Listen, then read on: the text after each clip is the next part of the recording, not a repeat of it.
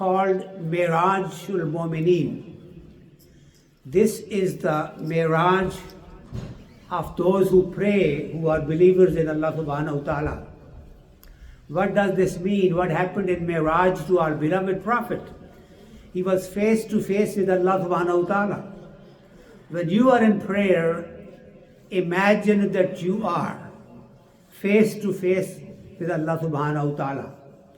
Try to put your mind in that mindset that now you are one-to-one with your Creator. And He is watching over you. Of course, He's watching over you all the time. But this time, you are actually trying to really be in touch with Him.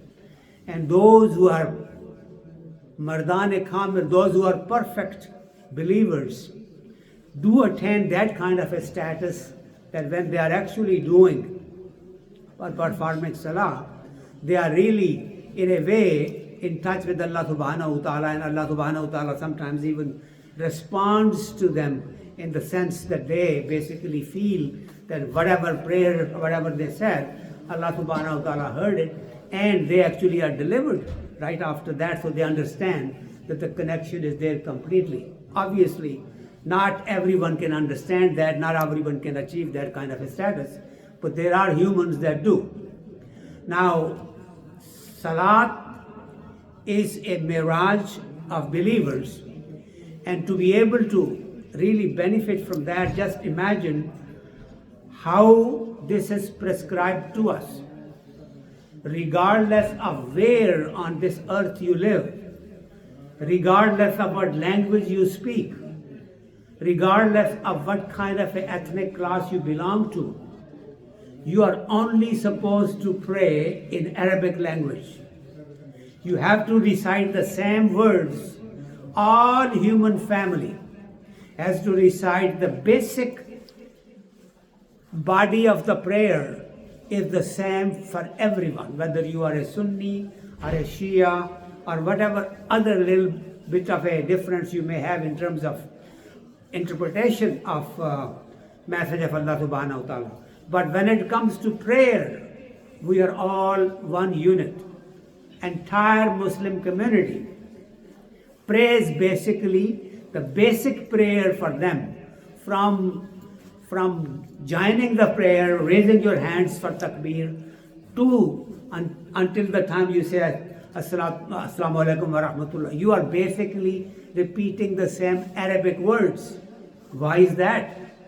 Some intelligent person, scientific person, some techie person might say, I just want to pray. Allah understands all the languages. I could do that in my language and even listen.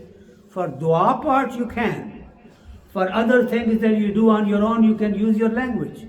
But for those particular words must be repeated the way they were taught to our beloved Prophet when he was face to face with Allah subhanahu wa ta'ala. Do you realize the words At-Tahiyatu Lillahi Wassalawatu Wat-Tayyibat were not something that somebody made up. Allah subhanahu wa ta'ala said those, our beloved Prophet repeated those, and those words exactly are being repeated. After that, there is Durood Ibrahimi. Allahumma salli ala Muhammad wa ala ali Muhammad kama sallaita ala Ibrahim wa ala ali Ibrahim innaka Hamidum Majid. Many of us today, the scientifically oriented people, they say, I don't need the Prophet anymore. He was there when he came, he delivered the message, his mission is over. I have direct link with Allah subhanahu wa ta'ala. But try to make that direct link now and complete your Salah. You will not be able to do it.